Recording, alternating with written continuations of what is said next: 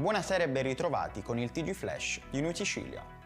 Una donna messinese di 24 anni è morta cadendo da un lucernario in una palazzina a Barcellona, Pozzo di Gotto. Sembrerebbe che la porta si sia chiusa accidentalmente e in casa si trovavano il figlio di 18 mesi insieme alla figlia di 2 anni di un'amica.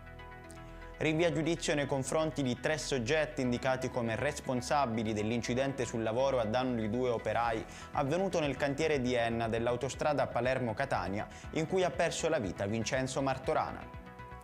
Si è verificata una rissa in un immobile occupato in via Castellana nel capoluogo siciliano di Palermo. Una donna di 57 anni è stata ferita alle gambe con un bastone a seguito di un diverbio per questioni di vicinato. L'avversario da attendere il Catania per la semifinale di Coppa Italia Serie C sarà il Rimini. La formazione di Lucarelli giocherà i match di andata fuori casa e ritorno tra le mura amiche il 24 gennaio e il 28 febbraio. Il meteo in Sicilia sembra poter resistere dalle piogge anche per la giornata di domani, mercoledì 20 dicembre, eccetto qualche temporale a Caltanissetta.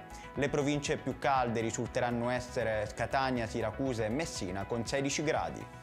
Ed è tutto per questa edizione, il prossimo appuntamento sarà domani alle 13:30.